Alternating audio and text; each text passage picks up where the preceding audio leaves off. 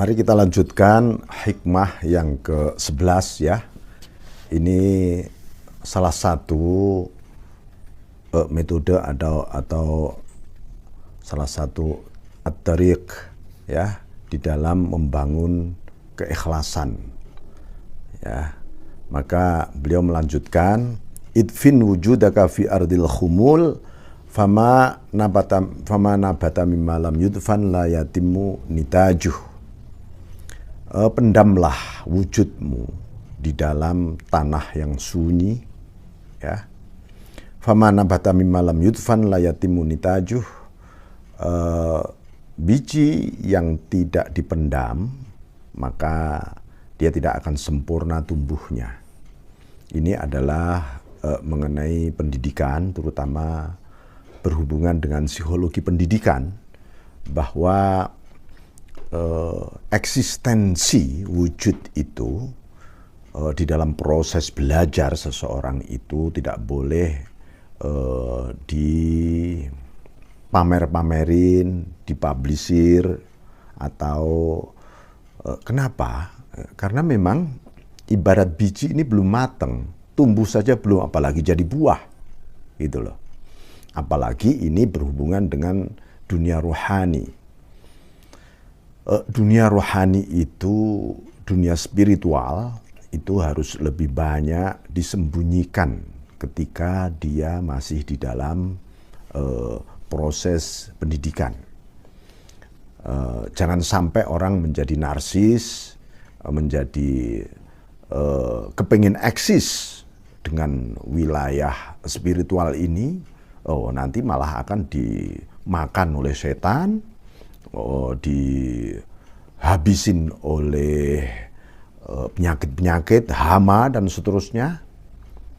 Hamanya spiritual itu banyak sekali. Oleh karena itu biarlah ini terpendam.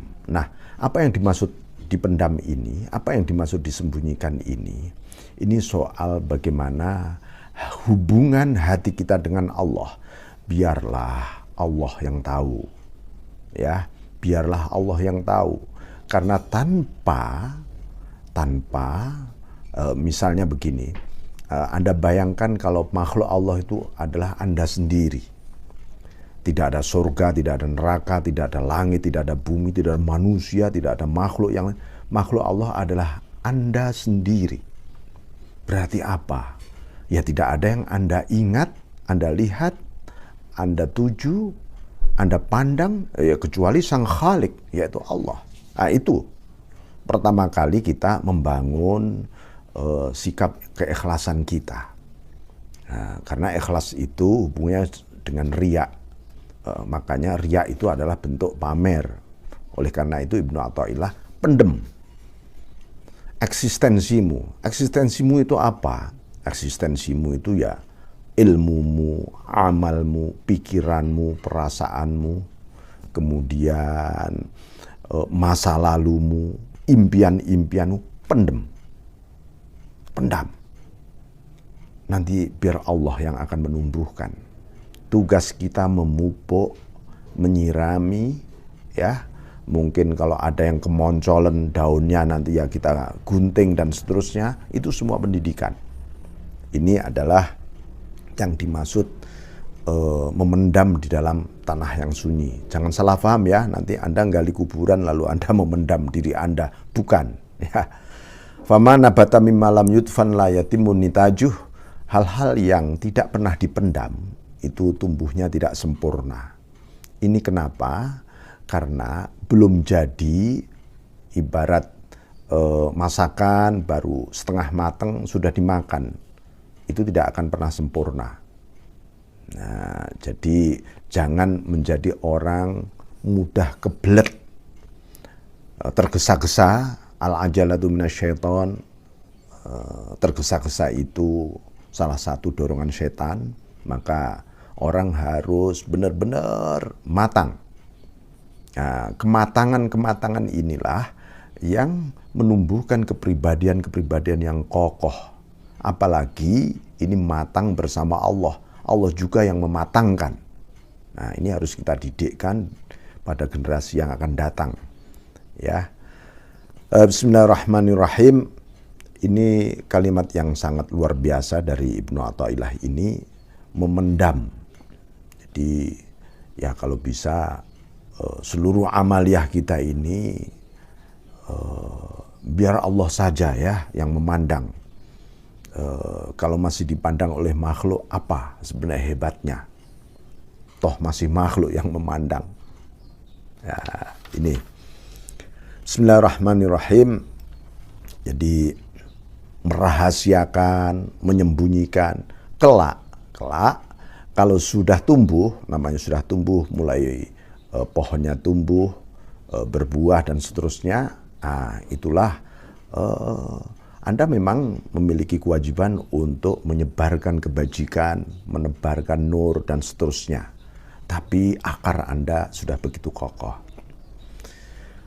Idfin wujudaka fi ardil khumul ini juga berarti kita sedang menanam biji keikhlasan tadi, biji cinta kita, biji tauhid kita, biji iman kita. Nanti akan tumbuh berbagai-bagai ragam pohon ruhani. Bahkan kita akan menanam apa yang disebut dengan biji ma'rifah kita dan seterusnya. Sebab apa?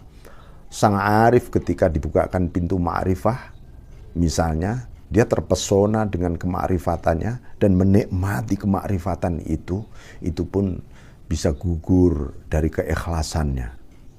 Kenapa? Karena dia kehilangan al-ma'ruf yang dimakrifati. Ya, nah itu hati-hati. Dalam beberapa kesempatan saya sampaikan, ketika kita zikir, misalnya kita menikmati indahnya, asyiknya zikir, sampai lupa kepada yang dizikiri, yaitu Allah. Nah, ini jadi bagaimana akhirnya?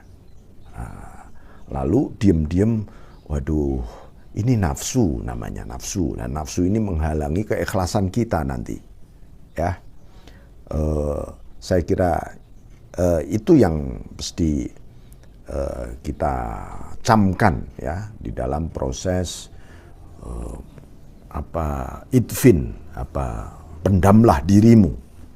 Nah, jadi orang ini pendidikan namanya, pendidikan. Karena itu jangan merasa takut nanti bagaimana dan itu dan seterusnya, enggak. Ini soal batin, wilayah batiniyah, wilayah ilmu, amal, ahwal. Nah, ini semuanya di wilayah batiniah kita yang harus kita aksentuasikan dengan membangun penuh dengan keikhlasan kepada Allah Subhanahu wa taala. Baik, jadi apa makna al-ikhlas di dalam surat al-ikhlas? Qul, ya di sana bismillahirrahmanirrahim. Qul, katakan huwallahu ahad, dia. Nah, ketika menyebut dia itu Allah itu menggambarkan bahwa di dalam dhamir itu manusia tidak akan mampu menyelami yang sesungguhnya hakikat daripada tauhid atau ikhlas itu sendiri. Wallahu ahad. Allah adalah ahad. Allah menggunakan kata ahad, bukan wahid. Ahad adalah puncak keesaan yang menggambarkan tajallinya zat, itu ahadiyah. Nah, kalau wahid itu tajallinya sifat, af'al, wahdah tajallinya asma. Nah, tetapi inilah menggambarkan bahwa setelah kita mengenal dia satu-satunya yang kita tuju di dalam amaliyah kita, maka kita baru sadar dia bukan hanya satu-satunya, tetapi dialah yang Maha Esa dalam segalanya. Maka Allahus Samad, Allah tempat bergantung. Ini adalah wujud amaliyah keikhlasan kita, menggantungkan semuanya, masa lalu, masa depan, masa kini kita kepada Allah Subhanahu wa taala. Di dalam hati tauhid kita ini, itu bukti tauhid. Anda mengatakan, wah kita bertauhid, kita berakidah, hatinya nggak pernah gantung kepada Allah. Kayak apa itu? Nah, maka berzikir, ridha, tawakal, syukur, ikhlas. Ini semua dalam rangka supaya hati kita menggantung kepada Allah, menyadari, menegakkan sifat somadaniyahnya Allah. Nah, itu berlanjut, lam yalid walam yulad, Allah tidak beranak dan tidak diperanakkan. Ini menggambarkan apa? Allah Maha Sendiri. Nah, orang yang ikhlas haruslah datang kepada Allah dengan sendiri, tanpa siapa-siapa, tanpa pretensi, tanpa motivasi, kecuali ya datang kepada Allah, tujuannya Allah, nggak memiliki apa-apa, tanpa sebab, tanpa latar belakang. Itu namanya sendiri. Sebagaimana Allah Maha Sendiri. Ya, jangan sampai muncul berbagai ragam macam-macam, itu mengurangi keikhlasan kita. Lam yalid walam yulad, juga tidak diperanakkan Allah itu. Karena itu dia Maha Sendiri. Setelah ahad, nah Allah Maha Sendiri, Maha Tunggal. Walam yakullahu kufuwan ahad, tak satu pun bisa mampu melampauinya. Ini artinya apa? Sehebat apapun seorang hamba, tetap saja sang hamba itu tetap nggak berdaya. Ya, nggak berdaya. Jadi kalau kita membaca kulhu berkali-kali itu sebenarnya orang yang beriman itu akan terus menggantungkan diri kepada Allah dan dia akan semakin kokoh tauhidnya. Nah, jangan pernah kalau orang sering membaca surat Al-Ikhlas pasti kesombongannya hancur. Ya, kalau dia masih sombong berarti dia tidak pernah menghayati surat Al-Ikhlas. Khatam dulu ya ikhlasnya, Al-Ikhlasnya dikhatamin dulu, dihayati dan seterusnya. Demikian.